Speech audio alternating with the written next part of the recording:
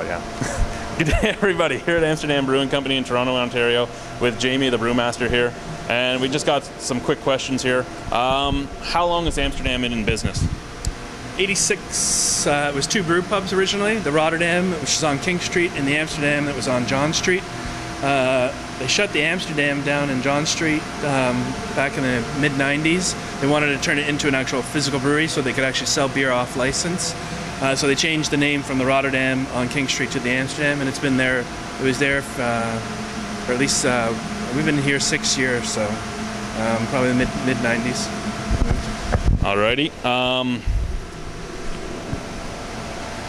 How many employees does Amsterdam have?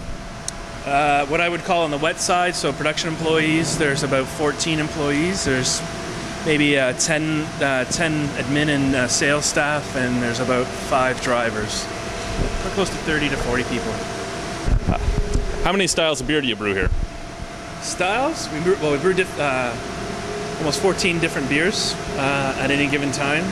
Our core brands would be Blonde, Big Wheel, Raspberry KLB, Raspberry Wheat, the Nut Brown, Cream Ale, Pale Ale. We've got the Framboise, the real raspberries. Seasonals, we do a Kilt, we do the Orangevijs, we do the Springbok. We didn't do the Oktoberfest this year, but we would probably do it next year. And then we do some one-offs that we do. Imperial Stout, Bone Shaker, which is becoming a regular brand too. Good, because I always miss out on that one, so becoming a regular brand helps me out.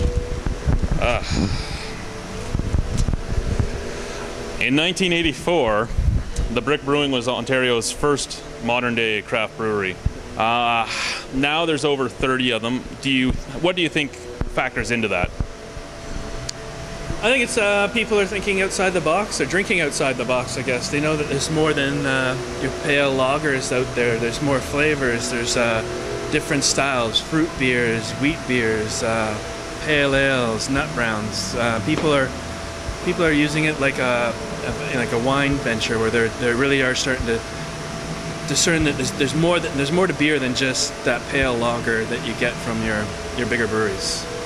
Now, do you think Ontario is on pace, moving too slowly or moving too quickly to keep up? I believe that we're probably about 10 years behind the scene in the United States. I don't know if we'll ever get to the level that the United States is. I don't know if Ontario, or specifically Ontario drinkers, are that passionate about beer, but it is growing. I think it's going strong. It's a bit of a cult thing as opposed to a popularity thing. So maybe, I don't know, maybe in 10 years we will be at the place where the US are now. Now, I know in '86 when Amsterdam opened up, it was Toronto's first craft brewery. Do you know how many craft breweries there were in Ontario between the Brick and Amsterdam, or was that the second? Well, there was Upper Canada for sure. That was probably it. There was, I guess, the old Lakeport plant, which was the Henniger plant, which was doing Amstel and Amstel Light, so that was a European brewery, but that was pretty much it. And I guess the next one that came up was Hart Brewing in Ottawa. All right. How has the market changed since Amsterdam opened? Since Amsterdam opened? It's a tough market. It really does. People drink with, don't necessarily drink with their throat, they drink with what seems to be flashy and popular. I think Creemore has done it, when I was younger, did a great package of the 500ml bottle, and I think people drank Creemore because it was in a different style bottle. Steam Whistle emulated that, I guess, in the early 2000s. So I think Mill Street's kind of followed the same way. So I think a lot of it has to do with packaging versus what's actually in the beer. A lot of the breweries that are coming out of Quebec are putting them in corked bottles and very large format bottles, so they look like a wine or a whiskey bottle. I think they give it a premium look. So I think there's a bit of marketing that is involved, not necessarily the quality of the beer that is on. But the quality definitely has improved in Ontario. Alrighty, and talking about the quality in Ontario, the Ontario Business Report says that the craft brew market has grown from 2% of the beer market to 5% since 2002. Again, what factors do you think contributed to that? I think it's styles of beer. We're thinking outside the box, so we're putting out pumpkin ales, lemon tea ales, stronger pale ales, harvest ales, Bock beers are coming out. So we're doing styles that people haven't necessarily tried before. So people are going to definitely shop for those. People are shopping more at the LCBO than they are, I think, shopping at the beer store now. So with craft beer, it's an easier stepping stone for us to get into the markets with the LCBO versus the beer store. So it gives people more variety. Alrighty. Now, again, with the Ontario Business Report, they say that knowledge of craft brew has gone up from 20% to 80%. So, my question, and I've been asking everybody this, is if knowledge has gone up to 80%, why do you think better beer still only owns 5% of the market? I think it's a niche market still. So the people that are knowledgeable are a very close-knit community, and it's very hard for, I guess, the regular drinkers, that 95% of the population, don't want to hazard past their Keiths of the world or their Blue and the 50, right? They want to stay the course, I guess, and hopefully over time they'll change and their flavors will change. But some people, I think there's got to be beers that are kind of a stepping stone to craft beer, and I think some of the breweries are doing that. I think we do that with our Big Wheel. It's not necessarily over the top like Crazy Canuck or Hopping Mad, but it's definitely got more flavor and more hop character than, say, your, I don't know, Okanagan Pale Ale. So. Alrighty, and then talking about stepping stones, you're seeing a lot of the big breweries coming out with the pseudo craft breweries. Now, for me, I'm looking at it two ways. I'm looking at it, one, that it's helpful because it's giving the macro beer drinker a stepping stone into better beer, such as yourselves. But two, I'm thinking it can hurt you guys because they're now offering something closer to their taste palates that they know. How do you feel the pseudo craft brews are affecting the market? Speaking from, I know Michelob does a whole craft brew series, and I think some of the beers are quite nice. I know back in the early 90s, they did a John Labatt craft Brewmaster series that didn't succeed. I think they still made it sound like it was craft beer, but they weren't really that big of a stepping stone. So they weren't using the real malts. They weren't using real good hop flavor. It was just basically maybe a little bit of hoppier and a little darker beer than their standard beers. They really want to get stepping stone beers. They've got to make a real porter. They've got to make a real, a real stout. And if they do, maybe it will take away from us. But at the same time, it might open people's eyes. If someone really likes a porter style, they're going to go out and buy other porters because they know it's there's so many varieties, and when they really are educated on porters, they can find out what a difference between a Baltic porter and and just a standard porter are, a London porter versus an Irish porter. So. Alrighty, next, how has the OCB changed the beer market here in Ontario? Through events, I guess. Also, they've got shelf space in the liquor stores. They have been a good marketing tool for us, especially for really small breweries like Black Oak, Stratford Brewing Company. Really small breweries that can't really afford to market. It's been they have the ability to get their face up into stores that they wouldn't necessarily be introduced to. So in Ottawa, like Black Oak will go to Ottawa or London. The OCB mixer pack is an excellent example too of that, where you get a variety, introduce you to a beer that you'd probably never have put your lips to. So. Alrighty. Also, if you go to the LCBO right now, you notice a giant influx of their beer department. Different imports that you've never seen around before, different craft brews. Why do you think the beer store hasn't jumped on this bandwagon as well? It's a different business model, right? Unfortunately, you have to pay per SKU, and that's what's very cost prohibitive to get into the beer store, especially for a small brewer that's only maybe 5,000 hectoliter brewery. You're putting a $50,000 listing fee for one SKU for one package size for one brand. So if you want to do 6s, 12s, and 2-4s, it can be $100,000, and that's someone's profit in a year for a small brewery, right? So with the liquor store, you do get hit on the back end, but still you can get your beer into the store, and people are putting it. You might not be making as much money, but at least you're selling product and keeping your brewery busy. Alrighty. What is your distribution region? When I first started here, we were basically the Don Valley Parkway to the Humber River. We were a very local brewery. Didn't go far past 401. We started branching out a little bit. We have a sales rep in Ottawa now. We still do business in Peterborough through the Kawartha Lakes brands, and we have ventured down to St. Catharines, Niagara Falls a little bit, and a little bit into London. Toronto's such a big city with tons of bars and pubs and huge population that we really don't need to move too far to the greater Golden Horseshoe. So I would say our distribution would be greater Golden Horseshoe. Alrighty, and do you guys direct deliver? Yep, everything's, we do, no, actually that's not true. Well, we do, majority in the city of Toronto is direct delivered. Beer stores that are, say, out in Peterborough and whatnot will go to the Whitby Beer Store depot, and they'll draw down from the depots. The majority is direct delivered. Now, a lot of people ask, why can't we find a beer in the LCBO or the beer store? Could you tell everybody what it takes to get into both of those stores? Well, the beer store is money. So it's all about if you got cash in your pocket, you can list anything in the beer store. The LCBO, it's a little bit more difficult.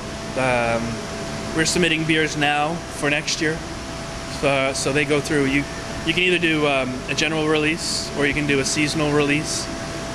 So our Bach beer that was needs to be reapproved every year for the winter or spring release. So that was handed into them, I think, early summer for the release. So it's difficult that you have to have beer on stock. So we make a harvest ale this year and we want to sell it next year. We have to keep it relatively fresh so that we can submit it for next year. So there's a bit of politics that go on, I guess, with the taste panel over there. But with the LCBO, it's all about taste and quality, and if they like it and they think there's a segment for it, then they'll put it in. With the beer store, it's all about cash. See, I didn't realize that it was the seasonals getting reapproved every year. Yeah.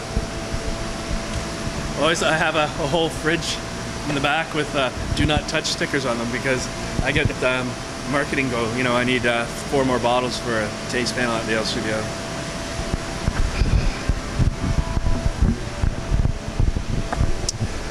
On the licensee end, what are the difficulties in distributing? It's just a numbers game again for why my beer is better than your beer. To that point, if you're competing for a certain segment or tap, so say Rickard's Red, if you're looking for an amber ale, why is my amber better than yours? How are you going to support that brand? A lot of licensees want to know how you're going to support your brand, so through glassware, coasters, tents, tastings, promos. It's all plus with the licensees. Now, if you were going to distribute outside of Ontario, what type of things would you have to go through? Truthfully, I don't know. I can't speak to that. I know that we do some to the East Coast. Yeah, I've seen some beer reviewers from Nova Scotia and New Brunswick with your stuff. So I think with them, it's you set a price with you negotiate a price with the liquor board of Newfoundland or Nova Scotia, and they set a price and you sell it to them. You don't make much money off it. Alrighty, craft beer versus macro beer. What's the term craft beer mean? I don't know what that means, really. It's been debated a lot. People say small batches, no high gravity brewing, handmade. I would say craft brewing is more of a passion than it is an operational or a manufacturing standpoint. We all want to strive the same thing, right? We want to make consistent, high-quality beer that lasts in the trade market. There's nothing that would be more embarrassing for me if you took home Bone Shaker and loved it, and then took it to a dinner party and it was bad, right? That doesn't do me any good. Doesn't do the whole craft brewing segment any good. So it's employing people that are passionate about beer and really that do love beer and beer styles, I think, is what craft brewing is all about. Being innovative, wanting to think outside the box. I don't think it has to do anything with the size of your plant, what you put in it. As long as you're using good ingredients, good hops, and you're not trying to cut corners, that's craft beer. Alrighty, why is there a difference in price between the big guys and the craft brews? So economy of scale, negotiation power. we buy a box, a 6-pack carton for 30 cents. They're probably buying it for 8, 7 cents. The margins are that much bigger for them that they can afford to have a lower price point and still be able to be probably more profitable than we are ourselves. Is there a difference between craft beer and the big guys on the processing aspect? Well, I can't say, I won't speak freely, but I would say that most big breweries use some type of adjunct, which it may be corn syrup or corn flake or rice, Budweiser's rice. What does that usually do? I don't think it's an economy of scale thing. I don't think it makes it cheaper. It tends to lighten the flavor of the beer. So, I mean, you could say that wheat beer is the same thing, right? Wheat beers or American wheat ales are 50% pale malt and 50% wheat malt. The only reason they're using so much wheat malt is to lighten the flavor up and give it a less strong malty flavor. So yeah, on the manufacturing side, yeah, they do add adjuncts, but you know, the Belgians use candy sugar, so they're adding adjuncts too. Oh yeah, Linderman's even puts on the back of their bottles, they add corn and everything to it. Okay. So, is there a difference in shelf life? I think shelf life has to do a lot with your manufacturing standpoint. No brewery wants to put preservatives in. It costs money to add chemicals, so brewing's a science. So people, especially in the big breweries, do everything to reduce the amount of oxygen in the beer and how they handle the beer to ensure that they get that extended shelf life. So shelf lives in bigger breweries are probably better because they have better manufacturing machinery, so better fillers, better handling equipment than smaller breweries that are using equipment that could be from the 1970s, 1980s. So if you could have a very good small brewery that can make long shelf life beer if they've got good proper equipment. Now, I know that the health minister has put an extension on the labeling law that's coming out right now for the breweries. Now, this was my own curiosity. Do you think that was more for the craft brewers that they say will cost so much to change their labels, because that's what the news article talks about, is the craft guys, or for the big guys who might start losing some business once everybody realizes all the adjuncts in their beer? I don't know. I mean, I think most consumers know that breweries use corn syrup or an adjunct. Our 86 beer has to have a food label on it because it's a low calorie or calorie reduced beer. How many people are going to be able to read that and understand what's in the beer? I don't think it'll matter. I mean, even if you put in corn or corn syrup, I don't think people will mind about it. I think, yeah, I don't. Corn syrup's not bad for you, so I don't think that they're going to think of it as a filler or you know. And that if I drink premium craft beer with no corn syrup, it's not going to make me any fatter or skinnier than the one with the corn syrup. I think that's the point. Alrighty, and lastly, do you feel that not having the scientific departments that some of the big companies have puts the craft brewers at a disadvantage with the difference in some of the different crops every year? It is a science, and I think that's where some of the smaller, better craft breweries do well, because they do invest in hop crops, harvest conditions. Having a lab to analyze what they're receiving is very important.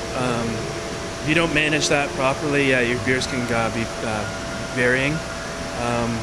It does take time and it does take money, and it depends how much money and time you want to invest in that, because that takes out of your bottom line.